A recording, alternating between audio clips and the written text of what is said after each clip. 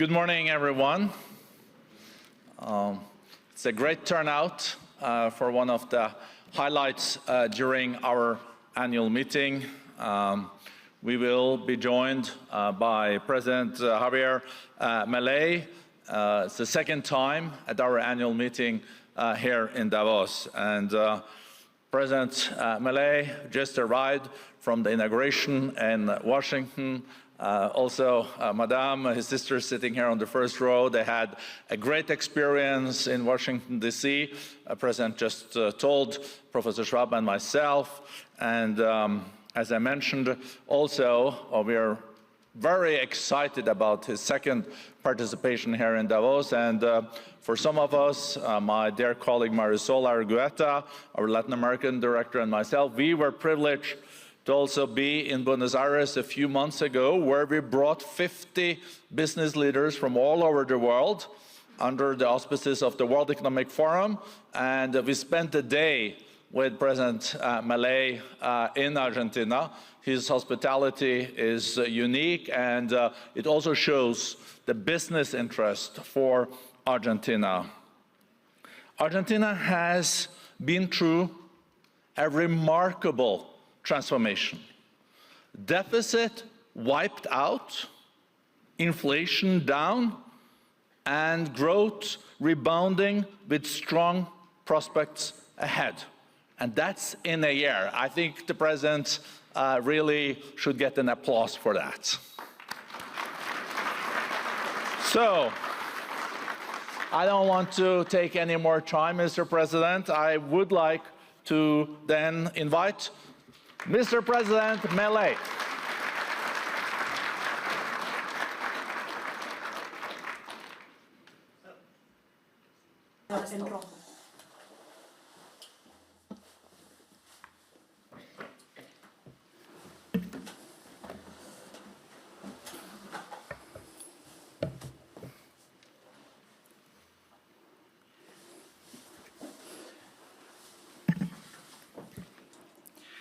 Buenos días a todos. Good morning, everyone. And how much has changed in such a short time? A year ago, I stood here before you, alone, and spoke some truths about the state of the Western world that were met with some surprise and astonishment by much of the political, economic, and media establishment of the West. And I must admit that in a way I understand it.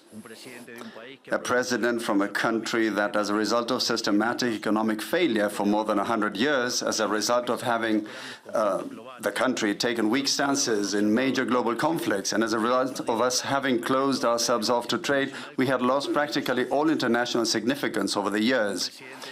A president of such a country stood on this stage and told the entire world that they were wrong, that they were headed for failure, that the West had gone astray, and that it needed to be redirected. The president of that country, Argentina, who was not a politician, who had no legislative support, no backing from governors, business leaders, or media groups.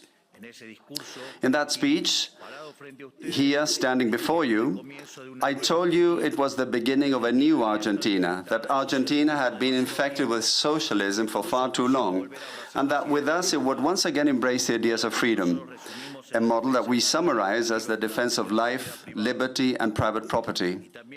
And I also told you that, in a way, Argentina was the ghost of Western Christmases yet to come, because we had already experienced everything you were going through, and we already knew how it would end. A year later, I must say that I no longer feel so alone. I don't feel alone because the world has embraced Argentina. Argentina has become a global example of fiscal responsibility, of commitment to honoring our obligations, and obviously a commitment to solve the inflation problem. Also, we are an example of a new way of doing politics, which is about telling people the truth to their faces and trusting that they will understand. Nor do I feel alone, because over the course of this year, I have found allies in this fight for the ideas of freedom in every corner of the world. From the amazing Elon Musk to that fierce Italian lady, my dear Giorgia Meloni, From Bukele in El Salvador to Viktor Orban in Hungary, from Benjamin Netanyahu in Israel to Donald Trump in the United States. Slowly, an international alliance has been forming among all those nations which, like ours, want to be free and believe in the ideas of liberty. And slowly, what once seemed like the absolute global hegemony of the woke left in politics, educational institutions, in the media, in supranational organizations, or even in forums like Davos, has begun to crumble. And a hope for the ideas of freedom is starting to emerge. Today I've come here to tell you that our battle is not yet won. And although hope has been rekindled, it is our moral duty and our historical responsibility to dismantle the ideological edifice of sickly wokeism. Until we have succeeded in rebuilding our historical cathedral, until we have ensured that the majority of Western countries once again embrace the ideas of liberty, until our ideas become the common currency in the halls of events such as this one, we can't let our guard down. Because I must say that forums like this one have been protagonists and promoters of the sinister agenda of wokeism that is doing so much damage to the Western world. If we want to change, if we truly want to defend the rights of citizens, we must first begin by telling them the truth. And the truth is that there is something badly mistaken about the ideas that have been promoted through forums such as this one. And I would like to take a few minutes today to discuss some of them.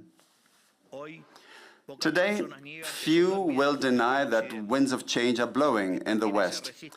There are those who resist change, those who grudgingly accept it, but accept it nonetheless.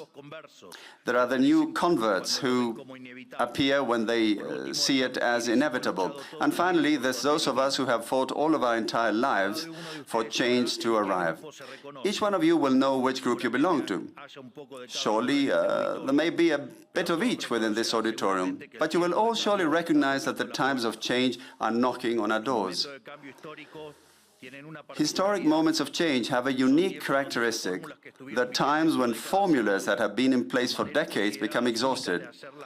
The methods once considered the only way of doing things cease to make sense, and what to many seemed unquestionable truths is finally called into question. These are times when the rules get rewritten, and therefore these are times that reward those who have the courage to take risks.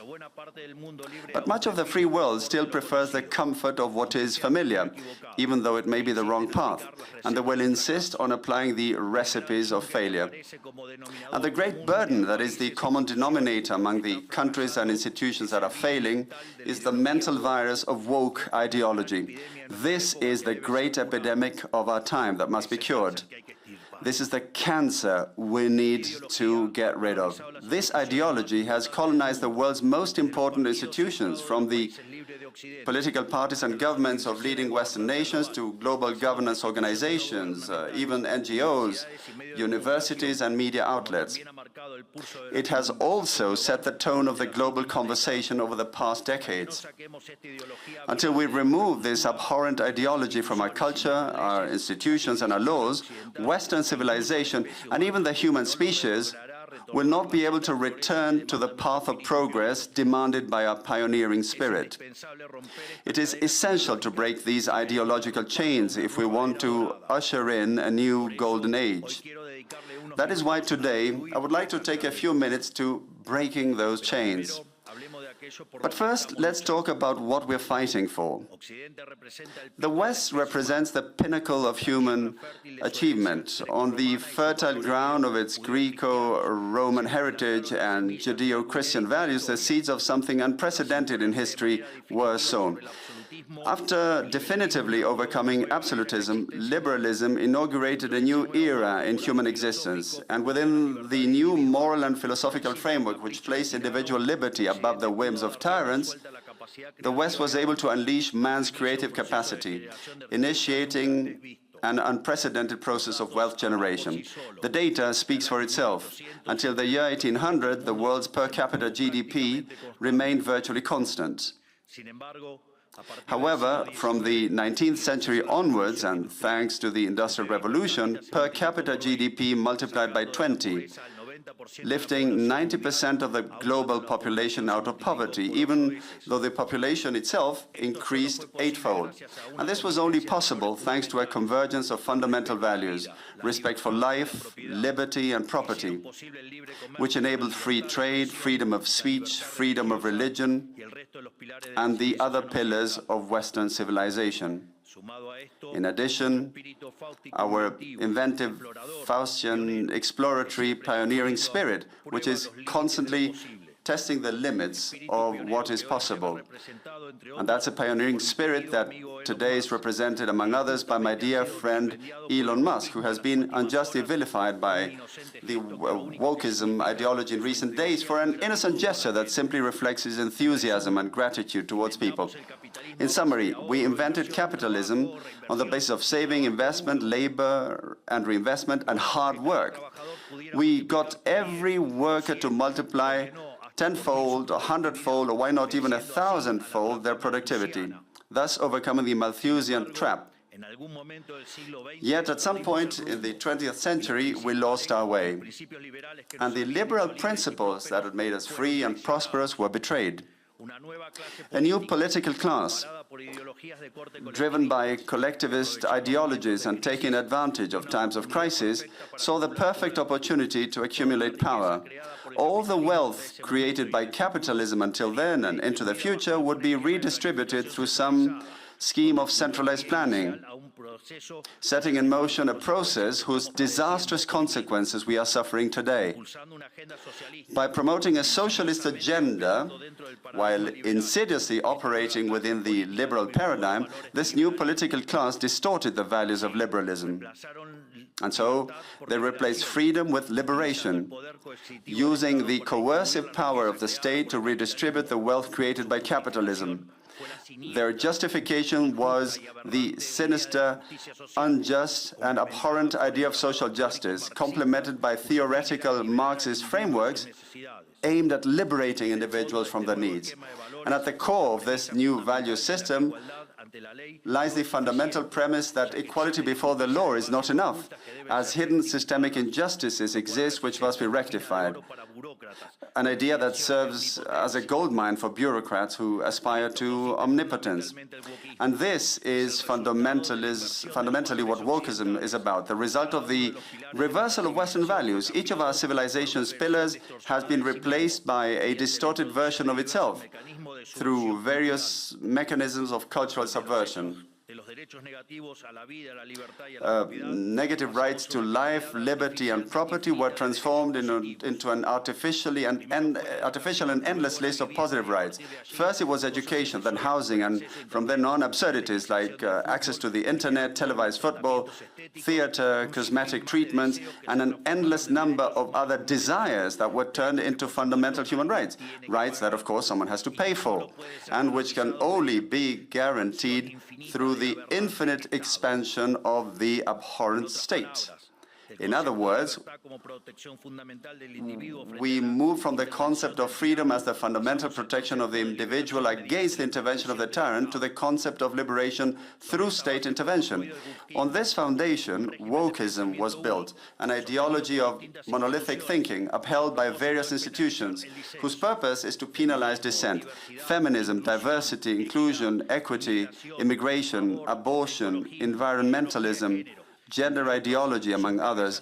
These are all various heads of the same beast, aimed at justifying the state's expansion through the appropriation and distortion of noble causes. Let us look at some of these. Radical feminism is a distortion of the concept of equality. Even in its most benevolent form, it is redundant, as equality before the law already exists in the West. Everything else is a quest for privileges, which is what radical feminism truly seeks, pitting half of the population against the other half, when they should both be on the same side.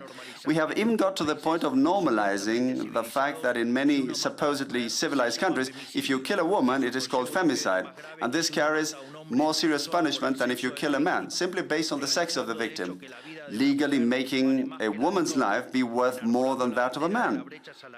And that they carry the banner of the gender-based wage gap, but when you look at the data, it is clear that there is no inequality for the same work, but rather that most men tend to choose better-paying professions than most women. However, they don't complain about the fact that most prison inmates are men, or that most plumbers are men, or that most victims of robbery or murder are men, let alone the majority of people who have died in wars.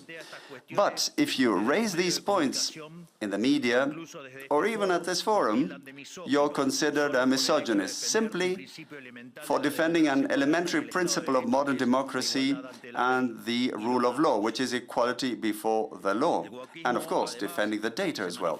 Wokeism also manifests in sinister radical environmentalism and the climate change agenda. Preserving our planet for future generations is a matter of common sense. No one wants to live in a landfill. But once again, wokeism has managed to pervert this fundamental idea. From preserving the environment for human enjoyment, we have shifted to a fanatical environmentalism, where we humans are seen as a cancer that must be eradicated, and economic development is considered little more than a crime against nature. And yet, when we argue that the Earth has already gone through 5 abrupt temperature change cycles and that during 4 of those man was not even around, we are called flat earthers in order to discredit our ideas, even though science and the data are on our side. It is no coincidence that these same groups are the main promoters of the bloody, murderous abortion agenda, an agenda designed on the basis of the Malthusian premise that overpopulation will destroy the earth, and that we must therefore implement some form of population control. In fact, this has been carried to such an extreme that today on Earth we start to see a population growth rate starting to look like a problem and talk about a job they've done by promoting abortion. And these forums promote the LGBT agenda, attempting to impose the idea that women are men and men are women simply based on self-perception. And they say nothing about when a man dresses as a woman and kills his opponent in a boxing ring, or when a male prison inmate claims to be a woman and ends up sexually assaulting women in prison. In fact, just a few weeks ago, there were headlines around the world regarding the case of 2 gay Americans who championed the banners of sexual diversity and were sentenced to 100 years in prison for abusing and filming their adopted children for more than 2 years. I want to be clear. When I say abuse, this is no euphemism, because in its most extreme forms, gender ideology is outright child abuse. They are pedophiles. So I want to know who would support that kind of behavior. Healthy children are being irreversibly harmed through hormone treatments and mutilation, as if a 5-year-old child could possibly consent to such things.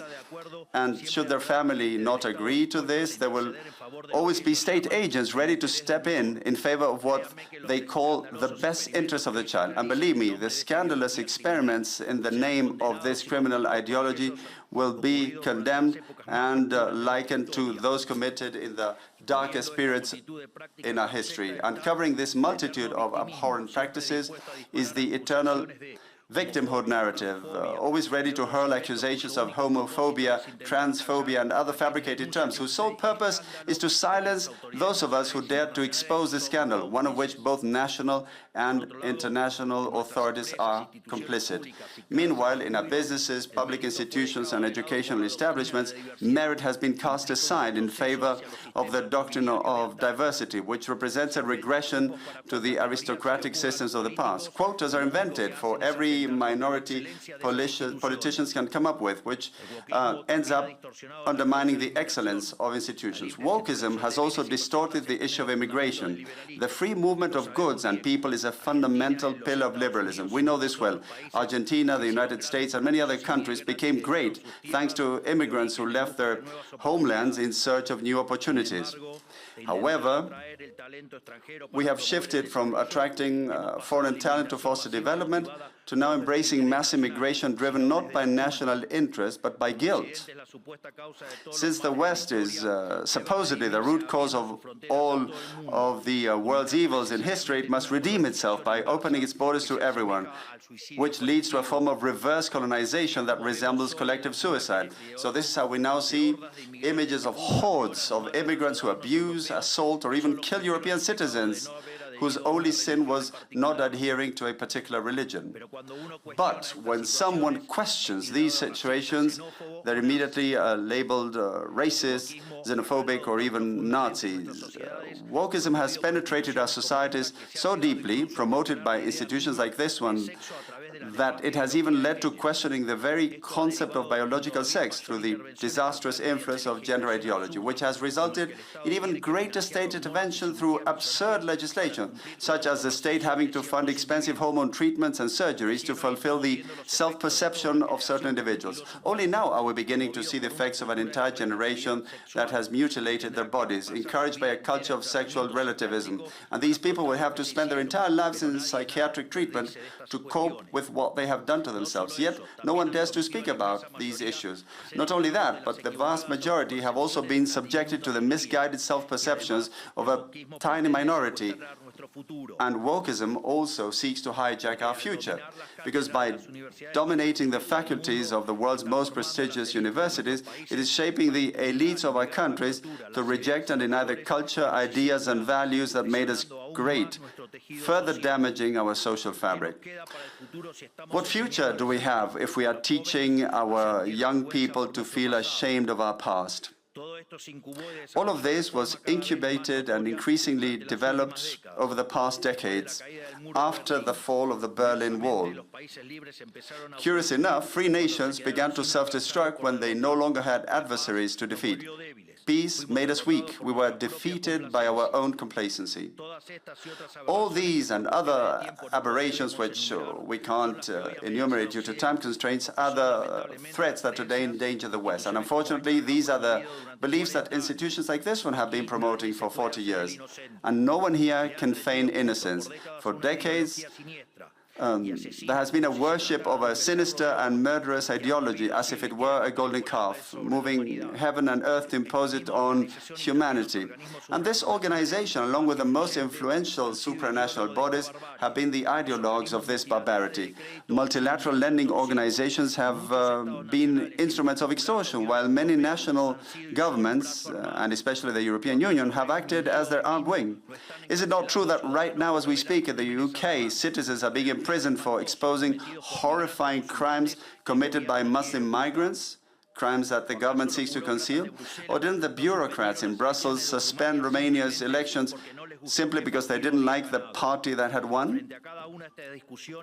Faced with each of these discussions, wokeism's first strategy is to discredit those of us who challenge these things, first by labeling us and then by silencing us. If you're white, you must be racist. If you're a man, you must be a misogynist or part of the patriarchy. If you're rich, you must be a cruel capitalist. If you're heterosexual, you must be heteronormative, homophobic, or transphobic. For every challenge, they have a label, and then they try to suppress you by force or through legal means. Because beneath the rhetoric of diversity, democracy, and tolerance that they so often preach, what truly lies is their blatant desire to eliminate dissent, criticism, and ultimately freedom, so they can continue to uphold a model in which they are the main beneficiaries.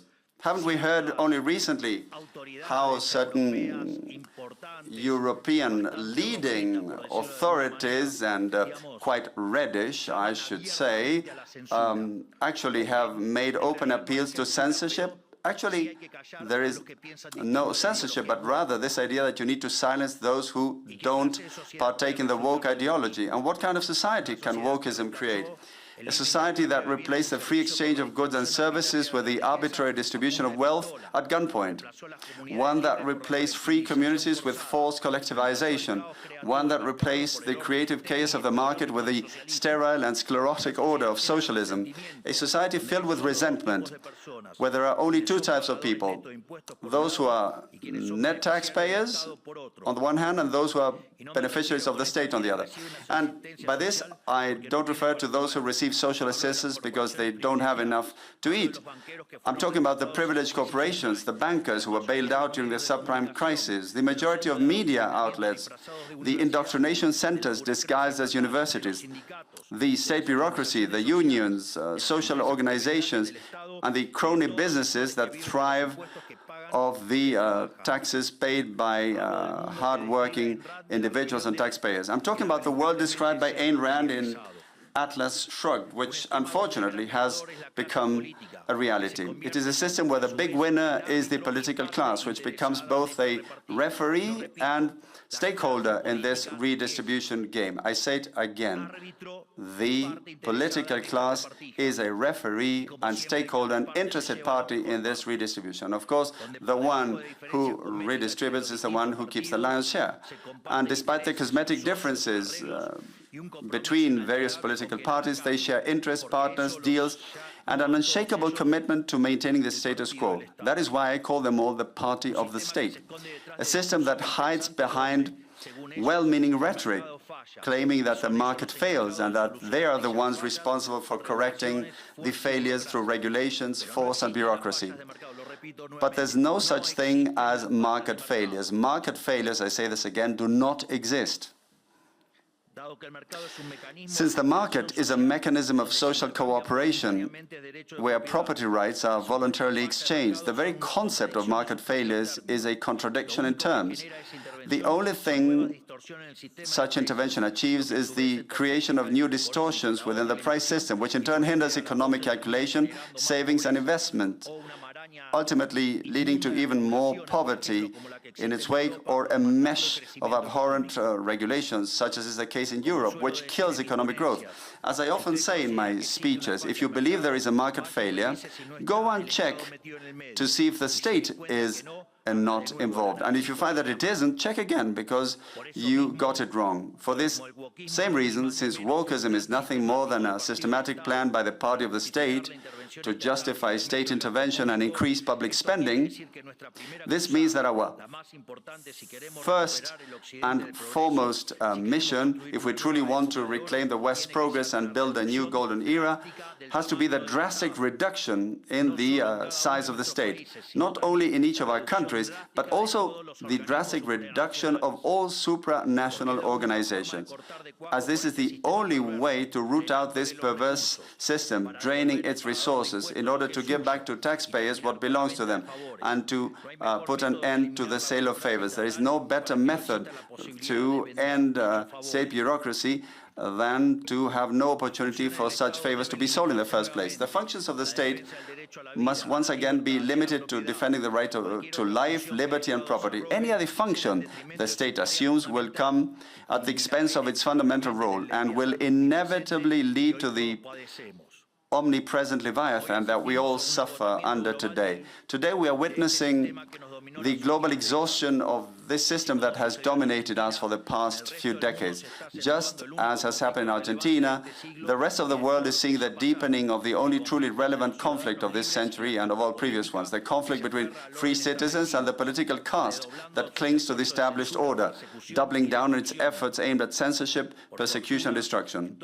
Fortunately, throughout the free world, a silent majority is organizing, and in every corner of our hemisphere, the echo of this freedom cry resonates. We are facing a change of era, a Copernican shift, the destruction of a paradigm and the construction of another. And if globally influential institutions like this one wish to turn over a new leaf and participate in good faith in this new paradigm, it will have to take responsibility for the role played over the past decades, acknowledging to society the mea culpa that is being demanded of them. To conclude, I wish to speak directly to the world's leaders, to all those who lead both national states and also to major economic groups and influential international organizations, whether present here today or listening from their homes. The political formulas of the past decades, which I have referred to in this speech, have failed and are now collapsing under their own weight. This means that thinking like everyone else does, reading what everyone else reads and saying what everyone else says can only lead to error, even though many still insist on marching towards the precipice. The script of the last 40 years has run out, and when a system runs out, history opens up. That is why, to all global leaders, I say it is time to break free from that script. It is time to be bold. It is time to dare to think and to dare to write our own verses. Because when the ideas and narratives of the present all say the same thing and they say the wrong things, being brave means standing outside of time. It means looking backwards, not being dazzled by the transient, losing sight of the universal. It means reclaiming truths that were obvious to our ancestors and that are at the core of Western civilization success, but which the regime of monolithic thinking of recent decades has persecuted as if they were heresies. As Churchill once said, the farther back you can look, the farther forward you're likely to see. In other words, we must reconnect with the forgotten truths of our past to untangle the knots of the present and take the next step forward as a civilization towards the future. And what do I see when I look back? That we must once again embrace the last proven thesis of economic and social success. This is the model of freedom. Once again embracing the ideas of freedom, going back to libertarianism. That's what we're doing in Argentina. That is what I trust President Trump will do in the new America. And this is what we invite all the great nations of the free world to do if they wish to halt in time what is clearly a path leading to catastrophe. So ultimately, what I'm proposing is that we make the West great again. Today, just as 215 years ago, Argentina has broken its chains and invites us, as our national anthem declares, invites us, all mortals of the world, to hear the sacred cry, freedom, freedom, freedom. May the forces of heaven be with us. Thank you all very much, and long live freedom, damn it!